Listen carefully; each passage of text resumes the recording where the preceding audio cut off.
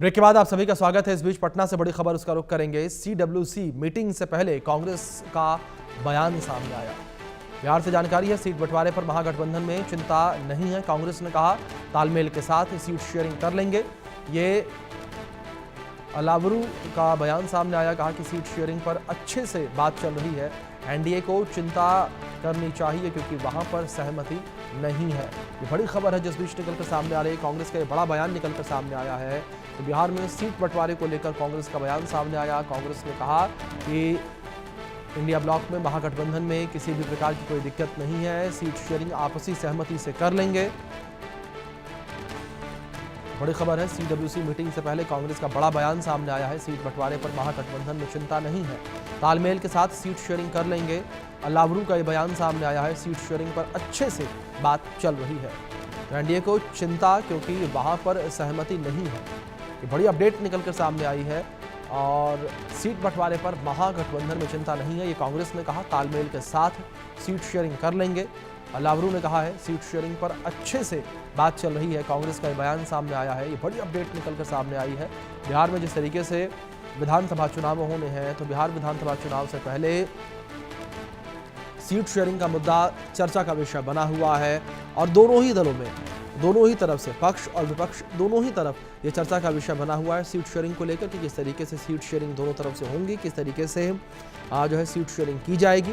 तो इस पूरे मुद्दे को लेकर चर्चा का विषय जो है वो बना हुआ है।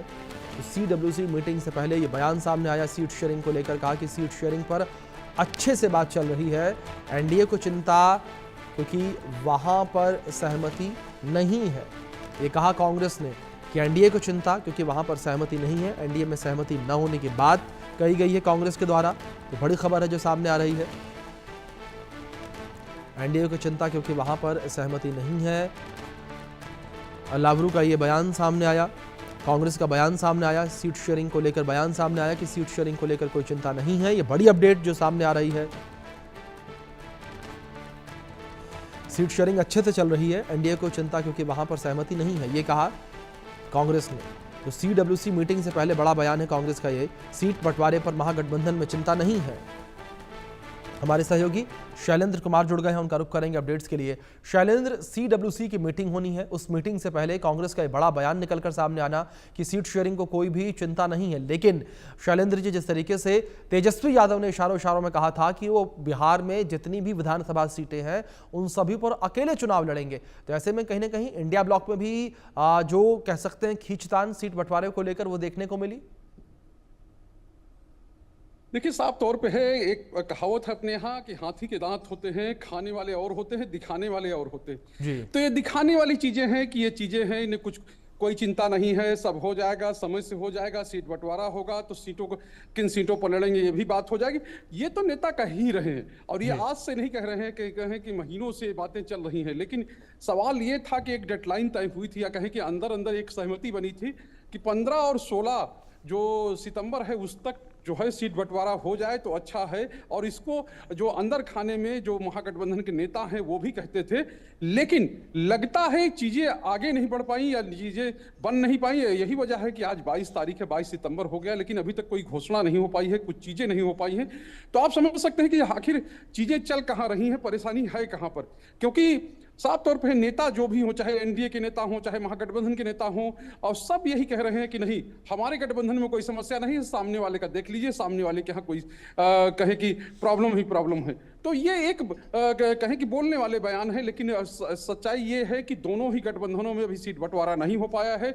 और जो छोटे दल हैं, यानी कि जो छोटे एलआई हैं, और जिस तरह का उनका प्रदर्शन रहा है, अगर हम महागठबंधन की बात करें तो कांग्रेस 70 सीटों पर लड़ी थी चुनाव और 19 सीटें जीती थी। लेकिन अब उसकी 70 सीटों पर भी सवाल है कि आखिर वो उसमें से कितनी सीटें मिलती हैं, क्योंकि कभी 40-45 की चर्चा होती है, कभी 50 से 60 की चर्चा होती है, और कभी चर्चा होती है कि नहीं 17 सीट हम ले लेंगे। तो ये चीजें कांग्रेस के अंदर भी ये उधेड़ बुन चल रही है कि आखिर कहां पर जाकर कौन सी चीजें रुकेंगी।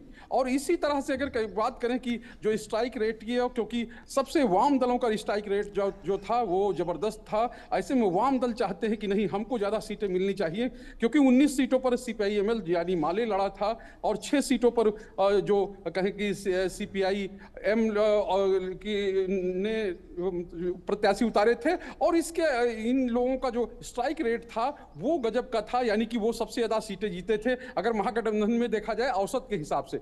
और जो सबसे बड़ा दल है यानी कि आरजेडी है, उसने 144 सीटों पर जो चुनाव लड़ा था और 75 से 76 सीटें उसके पास आई थी। तो ये स्थिति 2020 की थी, लेकिन अब 2025 की स्थिति है और कांग्रेस के साथ वाम दल भी हैं और वीआईपी पार्टी भी जुड़ गई है और इसके अलावा रामविलास पासवान के भाई यानी पारस पशुपति पारस अब वो भी जुड़े हुए हैं। और ये कहा जा रहा है कि झारखंड की जो जेएमएम है, यानी चूंकि झारखंड में महागठबंधन का हिस्सा जेएमएम है, जेएमएम सबसे बड़ा भाई वहां पर है, तो ऐसे में जेएमएम को भी कुछ सीटें दी जा सकती हैं। तो ये सीटें आखिर आएंगी कहां से? और एक तरह से कहें कि आरजेडी है वो नहीं चाहेगी कि 144 से कम सीटों पर उसके प्रत्याशी मैदान में उतरे, क्योंकि फार्मूले तमाम तरह के दिए गए, वाम दलों की ओर से फार्मूला दिया गया, कांग्रेस की ओर से फार्मूला दिया गया।